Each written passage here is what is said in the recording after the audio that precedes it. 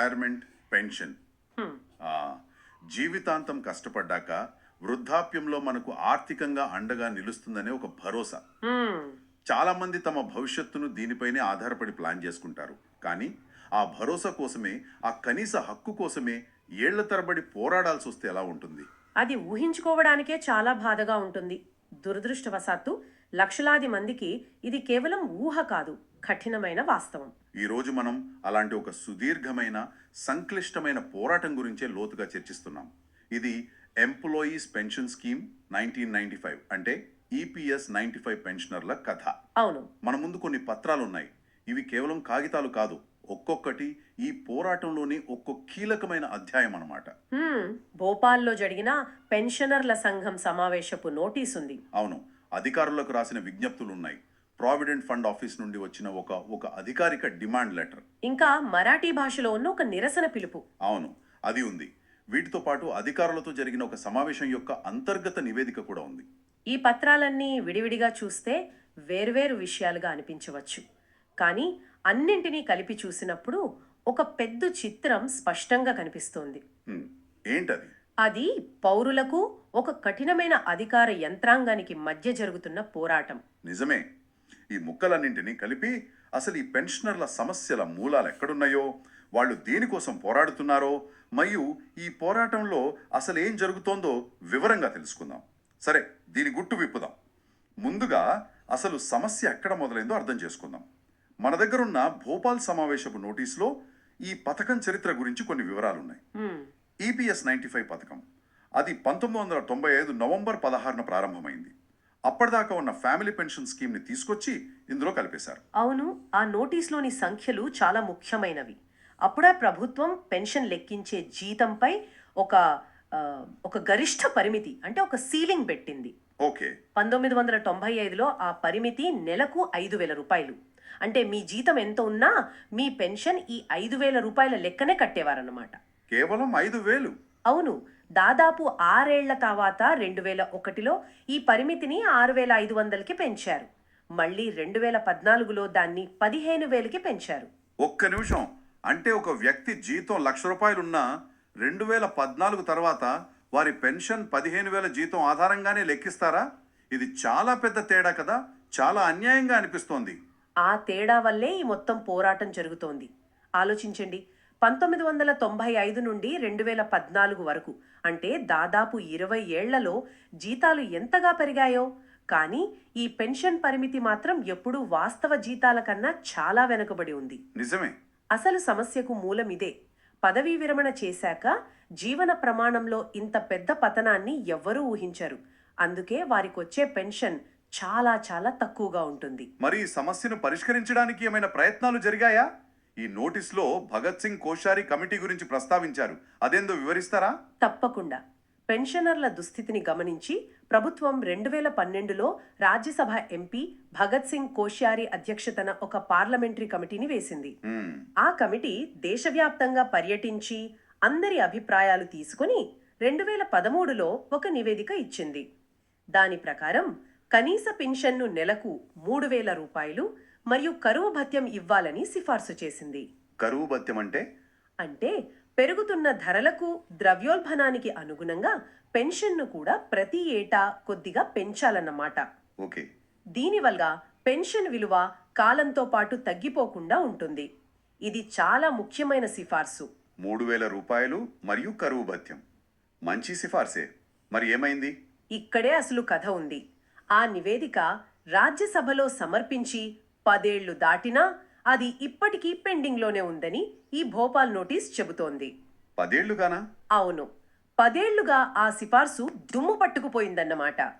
పెన్షనర్ల నిరాశకు, ఆగ్రహానికి ఇదొక ప్రధాన కారణం. అర్థమవుతోంది. ఇప్పుడు ఈ విషయాన్ని మన దగ్గరున్న మరాఠీ కరపత్రంతో కలిపి చూస్తే విషయం మరింత స్పష్టమవుతుంది. అందులో వారి డిమాండ్ ఇప్పుడు కనీస పెన్షన్ 9,000 రూపాయలు మరియు కరువు భత్యానికి పెరిగింది. ఓ, అంటే 10 ఏళ్ల క్రితం ప్రభుత్వం ఆ 3,000 రూపాయలు ఇవ్వటానికి ముందుకొచ్చుంటే బహుశా ఈ సమస్య ఇంత పెద్దదయ్యేది కాదేమో. ఖచ్చితంగా. ప్రభుత్వ నిర్లక్ష్యం, జాప్యం వల్ల ఇప్పుడు వారి డిమాండ్ 3 రెట్లు పెరిగింది. ఖచ్చితంగా. ఇది ప్రభుత్వ నిర్లక్ష్యం యొక్క ప్రత్యక్ష ఫలితం. కాలం గడిచే కొద్దీ సమస్యలు పరిష్కారం అవ్వవు, మరింత జటిలమవుతాయి అనడానికి ఇదే నిదర్శనం. సరే, ఒకవైపు పార్లమెంటరీ కమిటీ సిఫారసులు పెండింగ్లో ఉన్నాయి. మరి న్యాయపరంగా ఏమైనా మార్గాలు ఉన్నాయా? ఈ భోపాల్ నోటీస్లో అధిక పెన్షన్ అంటే హయ్యర్ పెన్షన్ అనే దాని గురించి కూడా ఉంది. అసలు అదంటే ఏమిటి? ఇది ఈ కథలో అత్యంత కీలకమైన మరియు కొంచెం సంక్లిష్టమైన భాగం. మనం ముందే అనుకున్నట్టు పెన్షన్ ఫండ్కు కంట్రిబ్యూషన్ గరిష్ట పరిమితి జీతంపైనే జరుగుతుంది. అవును. కానీ కొందరు ఉద్యోగులు మా వాస్తవ జీతంపై కంట్రిబ్యూషన్ కడతాం, మాకు ఎక్కువ పెన్షన్ ఇవ్వండి అని కోరారు. ఇదే అధిక పెన్షన్ ఆప్షన్. ఓకే. పోరాటం జరిగింది. చివరికి 2019 నవంబర్లో సుప్రీంకోర్టు కూడా దీనికి అనుకూలంగా తీర్పిచ్చింది. ఎక్కువ కాంట్రిబ్యూట్ చేసిన వారికి ఎక్కువ పెన్షన్ ఇవ్వాలని స్పష్టంగా చెప్పింది. అప్పుడు చాలా మందికి ఒక పెద్ద ఆశ కలిగి ఉంటుంది కదా. అవును, ఒక పెద్ద ఆశను రేకెట్టించింది. ఆహా, సుప్రీంకోర్టే చెప్పింది కదా, ఇక అంతా సెటిల్ అయిపోయినట్టే అనుకుంటారు. అడ్డంకులు తొలగిపోయి అందరికీ అధిక పెన్షన్ వస్తుందని ఆశించుంటారు. అక్కడే అసలు మెలిక ఉంది. సుప్రీంకోర్టు తీర్పు తర్వాత కూడా ఆ ఆశ నెరవేరడం అంత సులభం కాలేదు. ఈ భోపాల్ నోటీస్లో ఉన్న గణాంకాలు చూస్తే ఆశ్చర్యం కలుగుతుంది. ఏముంది అందులో? దేశవ్యాప్తంగా అధిక పెన్షన్ కోసం మొత్తం 15.20 లక్షల దరఖాస్తులు వచ్చాయట. 15,20,000 దరఖాస్తులు చాలా పెద్ద సంఖ్య. కానీ వాటిలో ఏకంగా 11 లక్షల దరఖాస్తులను తిరస్కరించారు. ఒక్క నిమిషం, 11 లక్షలు తిరస్కరించారా 15 లక్షలలో? అవును, కేవలం 5,500 మందికి మాత్రమే అధిక పెన్షన్ మంజూరైంది. అంటే దాదాపు 75% మందిని తిరస్కరించినట్టే. ఇది కేవలం పత్రాల్లో చిన్న చిన్న లోపాలు అనలేం కదా. ఇదొక వ్యవస్థాగతమైన అడ్డుగోడలా అనిపిస్తోంది. అసలు ఎందుకు ఇన్ని తిరస్కరణలు? మీరన్నది నిజం. ఇది యాదృచ్ఛికం కాదు. ఇక్కడే మన దగ్గరున్న ఇతర పత్రాలు ప్రాముఖ్యత సంతరించుకుంటాయి. ఓకే. అధికారులతో జరిగిన సమావేశంపై ఉన్న అంతర్గత నివేదికలో ఈపీఎఫ్ఓ అంటే ప్రావిడెంట్ ఫండ్ ఆర్గనైజేషన్ యొక్క వైఖరి స్పష్టంగా కనిపిస్తోంది. ఏమనుంది? ఆ నివేదిక ప్రకారం 2014కు ముందు రిటైర్ అయిన వారి విషయంలో పంజాబ్ మరియు హర్యానా హైకోర్టు అనుకూల తీర్పులిచ్చినా సరే ఈపీఎఫ్ఓ సుప్రీంకోర్టులో న్యాయ పోరాటం కొనసాగిస్తామని అధికారులే స్పష్టంగా చెప్పారట. ఇది వినడానికే చాలా విచిత్రంగా ఉంది. అంటే పెన్షనర్ల డబ్బుతో నడిచే సంస్థ వాళ్ల డబ్బునే వాడుకుని వాళ్లపైనే సుప్రీంకోర్టులో కేసు వేస్తోందా? దీనికి ఏదైనా చట్టపరమైన కారణం ఉందా, లేక ఇది కేవలం మొండి పట్టుదలా? ఇది వారి ప్రతికూల వైఖరిని సూచిస్తోంది. వాళ్ళు ఎలాంటి అడ్డంకులు సృష్టిస్తున్నారో చెప్పడానికి మన దగ్గర ఒక ప్రత్యక్ష ఉదాహరణ కూడా ఉంది. ఏంటది? ఇది గురుగ్రామ్లోని ఒక కోఆపరేటివ్ బ్యాంకు ఈపీఎఫ్ఓ పంపిన ప్రొవిజనల్ డిమాండ్ లెటర్. ఓకే, ఇందులో ఏముంది? అధిక పెన్షన్ ఆమోదం పొందిన వారు గతంలో తక్కువ కాంట్రిబ్యూట్ చేసినందున ఇప్పుడు ఆ బకాయిలను వడ్డీతో సహా చెల్లించాలని ఇందులో ఉంది. సరే. సుఖ్బీర్ సింగ్, నరేష్ చంద్ జైన్ వంటి 8 మంది పేర్లు, వారి సభ్యత్వ ఐడీలు, కట్టాల్సిన లక్షలాది రూపాయల మొత్తాలు వివరంగా ఉన్నాయి. కానీ ఇందులో ఒక పెద్ద మెలిక ఉంది. క్లాజ్ 9 ప్రకారం ఈ ఉత్తర్వు అందిన 3 నెలలలోగా డబ్బు మొత్తం డిపాజిట్ చేయాలి. 3 నెలలు లక్షల రూపాయలు కట్టడానికి ఒక రిటైర్డ్ అయిన వ్యక్తికి ఇది చాలా తక్కువ సమయం కదా. అదే అసలు సమస్య. ఒకవేళ గడువులోగా చెల్లించకపోతే వారికి అధిక పెన్షన్పై ఆసక్తి లేదని భావించి వారు దరఖాస్తును మూసివేస్తామని. ఓ, ఇకపై దీని గురించి ఉత్తర ప్రత్యుత్తరాలు కూడా జరపమని అందులో స్పష్టంగా రాశారు. అంటే అంతటితో కథ ముగిసినట్టే. అంతే. ఈ కఠినమైన వైఖరిని అంతర్గత నివేదిక కూడా ధృవీకరిస్తోంది. గడువు పొడిగించమని పెన్షనర్లు అడిగితే అధికారులు కట్ ఆఫ్ డేట్ అంటే కట్ ఆఫ్ డేట్ అంతే అని నిర్మోహమాటంగా చెప్పారట. అమ్మో. ఒక్క క్షణం ఆలోచించండి. 70-80 ఏళ్ల వయసులో జీవితాంతం సంపాదించిన డబ్బు కోసం పోరాడుతుండే లక్షల రూపాయలు 3 నెలల్లో కట్టమని చెప్పి ఒక్కరోజు ఆలస్యమైనా మీ హక్కును కోల్పోతారని చెప్పడం ఎంత కఠినంగా ఉంటుందో.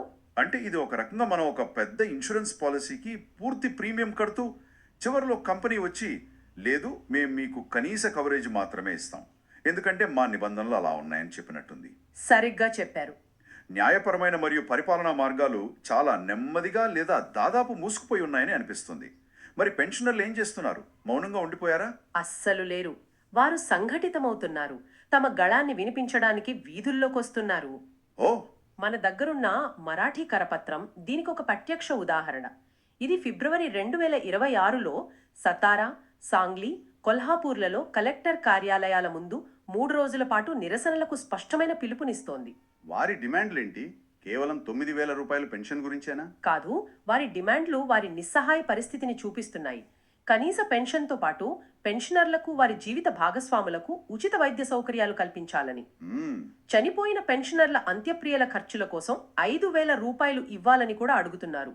ప్రభుత్వం తమను అవమానిస్తోందని ఆ కరపత్రంలో చాలా గట్టిగా ఆవేశంగా పేర్కొన్నారు. అంటే ఇది కేవలం డబ్బు సమస్య కాదు, వారి ఆత్మగౌరవానికి సంబంధించిన పోరాటంగా మారింది. అవును, అంటే ఒకవైపు నిరసనలకు పిలుపునిస్తూనే మరోవైపు అధికారులతో చర్చలు, విజ్ఞప్తులు కూడా కొనసాగిస్తున్నారన్నమాట.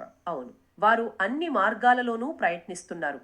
ఫిబ్రవరి 3, 2026న all India coordination committee of EPS pensioners associations PF కమిషనర్కు రాసిన లేఖలో వారి డిమాండ్లు చాలా స్పష్టంగా, హేతుబద్ధంగా ఉన్నాయి. ఏమని అడిగారు? అధిక పెన్షన్ కోసం దరఖాస్తు చేసుకున్న వారికి పెన్షన్ లెక్కల వివరాలు ఇవ్వాలని, అర్హులైన ఉద్యోగులు కొన్ని పత్రాలు సమర్పించలేకపోతే వారి దరఖాస్తులను తిరస్కరించకుండా భారీ జరిమానాలు విధించవద్దని కోరారు. చాలా సరైన డిమాండ్లే. అలాగే బకాయిలపై ఈపీఎఫ్ఓ కూడా తమకు వడ్డీ చెల్లించాలని మరియు తమ సమస్యలు చర్చించడానికి నెలవారీ సమావేశాలు నిర్వహించాలని అడిగారు. ఇవన్నీ చాలా సరైన డిమాండ్గానే ఉన్నాయి. పారదర్శకతను, చర్చలను కోరుతున్నారు. మరి ఆ సమావేశం తర్వాత ఏమైంది? అదే రోజు అంటే ఫిబ్రవరి 3న అధికారులతో జరిగిన సమావేశంపై వచ్చిన అంతర్గత నివేదిక అసలు ఫలితాన్ని చూపిస్తుంది. ఆ నివేదికలోని 2 వాక్యాలు పరిస్థితిని మొత్తం వివరిస్తాయి. అవేంటి? ఏమీ తేలలేదు మరియు ప్రతి పార్లమెంట్ సమావేశంలో ఇచ్చే స్టాండర్డ్ సమాధానాలే ఇచ్చారని ఉంది. అంటే పాత పాటే మళ్ళీ పాడారన్నమాట. అంతే. కనీస పెన్షన్ పెంపుపై అడిగితే ఆర్థిక మంత్రిత్వ శాఖ పరిశీలనలో ఉంది అని చెప్పారట. గడువు ముగిసిన వారికి మరో అవకాశం ఇవ్వమని అడిగితే పరిశీలనలో లేదు అని చెప్పారట. అంటే చర్చలు కూడా ఒక అడుగు ముందుకు పడలేదన్నమాట. ఒక అంతులేని వలయంలో చిక్కుకుపోయినట్టుంది. నిజమే. మంత్రులు, ఈపీఎఫ్ఓ అధికారుల ప్రతికూల మైండ్ సెట్ మార్చడానికి పోరాటం కొనసాగించాలని ఆ నివేదిక ముగుస్తుంది. వీటన్నింటినీ ఒక పెద్ద చిత్రంతో కలిపి చూస్తే ఇది కేవలం పెన్షన్ డబ్బుల కోసం జరుగుతున్న పోరాటం కాదు. మరి ఇది పౌరులకు ఒక కఠినమైన, స్పందన లేని బ్యూరోక్రసీకి మధ్య జరుగుతున్న పోరాటంలా కనిపిస్తోంది. మొత్తం మీద ఈ పత్రాలన్నీ కలిపి చూస్తే మనకేమర్థమవుతోంది?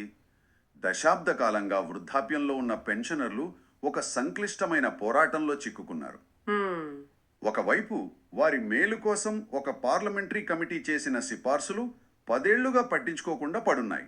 మరోవైపు దేశ అత్యున్నత న్యాయస్థానం ఇచ్చిన తీర్పు అమలు కూడా ఎన్నో అడ్డంకులు, తిరస్కరణలు, కఠినమైన నిబంధనలతో నిండి ఉంది.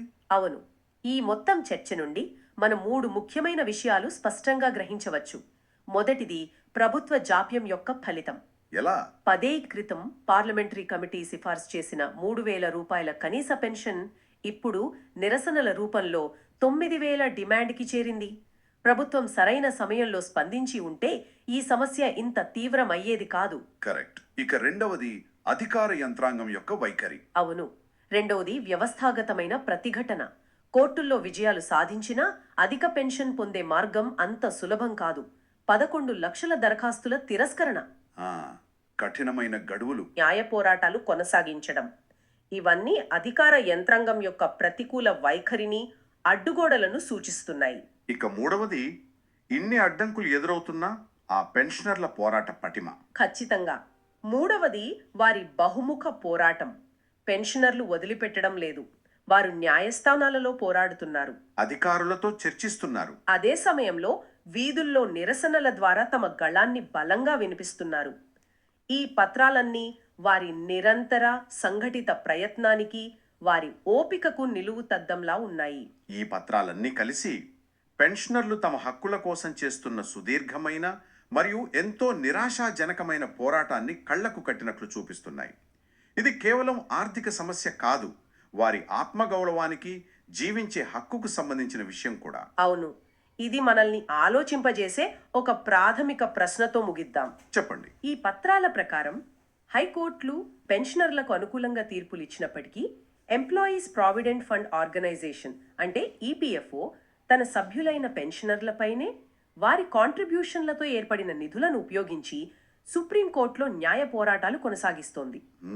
ఇది ఒక ప్రభుత్వ ప్రావిడెంట్ ఫండ్ సంస్థ యొక్క ప్రాథమిక విధిపైనే ఒక ప్రశ్నను లేవనెత్తుతుంది.